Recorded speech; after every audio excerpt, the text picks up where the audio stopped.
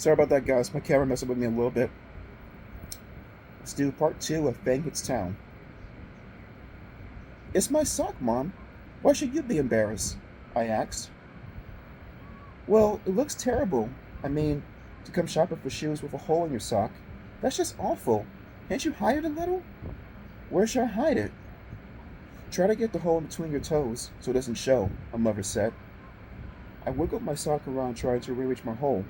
My mother sure worries about silly things. Mr. Birdman came out with 2 pairs of loafers. He likes to try different sizes to make sure I'm getting the right one. One pair was much too big. The other pair fit fine. Wear or wrap? Mr. Birdman asked my mother. Wrap, please, she said. But wear the old ones home. I have never been allowed to wear new shoes home from the store. Don't ask me why. But my mother always has this new pair wrapped up and I can't wear them until the next day. When I was finished, Mr. Birdman untied Fudge's shoes and measured his feet. Brown and white style shoes, my mother reminded him. Mr. Birdman went to the back and returned with 2 shoe boxes. But when he opened the first box and Fudge saw the saddle shoes, he said, "No!" "No what?" my mother asked him. "No shoes," Fudge said. He started kicking his feet. "Don't be silly, Fudgy. You need new shoes," my mother told him. "No, no, no," he hollered. Everybody in the shoe department looked over at us. "Here's the perfect size," Mr. Birdman told Fudge, holding up one shoe. "Wait till you see how nice these new shoes will feel." Fudge kicked some more. It was impossible for Mr. Birdman to get the shoes on his feet. He screamed, "No shoes! No, no, no!" My mother grabbed hold of him, but he was wriggling all around. He managed to give Mr. Birdman a kick in the face. Lucky for him, Fudge only had on socks. "Now look, Fudge," my mother said. "You must get new shoes. The old ones are too small. So what kind do you want?" I don't know why my mother bothered to talk to him like he was a regular person, because when Fudge gets himself into a temper tantrum, he doesn't listen to anything.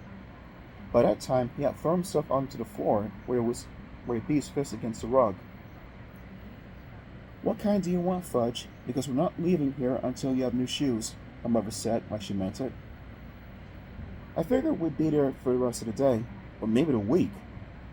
How come my mother had been embarrassed over a little hole in my sock and didn't act like nothing much was happening when her other son was on the floor yelling and screaming and carrying on? "I'm going to count to 3, my mother told Fudge, "and then I want you to tell me which shoes you want. Ready? 1, 2, 3. Fudge sat up. "Like Pete does," he said. I smiled. I guess the kid really looks up to me. He even wants to wear the same kind of shoes. But everybody knows you can't buy loafers for such a little guy. "They don't come in your size," Mr. Birdman told Fudge. "Yes, yes, yes, like Pete does," Fudge hollered. Mr. Birdman held up his hands and looked at my mother, as if to say, "I give up." But my mother said, "I have an idea." She motioned for me and Mr. Birdman to come closer.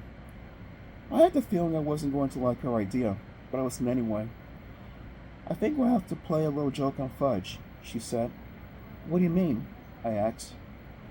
"Well, suppose Mr. Birdman brings out a pair of saddle shoes in your size and—" "Oh, no," I said. "You're not going to get me to wear saddle shoes? Never." "Let me finish," my mother said. "Mr. Birdman can bring them out and you can try them on, and then Fudge will think that that's what you're getting. But when we leave, we'll take the loafers." "That's mean," I said. "You're taking advantage of him." "Since when do you worry about that?" my mother asked. "Since now," I told her. "Look, Peter," my mother said, checking her watch. "It's 12 o'clock. I'm starved." "Me too," I said. "Well then, if you ever want to get some lunch, let's try my idea." Okay, I said. I sat back in my chair where Mr. Birdman hurried to the sock room again. Peter looked up at me and from his position on the floor. "Like Pete does," he said. "Yeah, sure, Fudge," I told him. Mr. Birdman came back with a pair of brown and white saddle shoes in my size. I tried them on.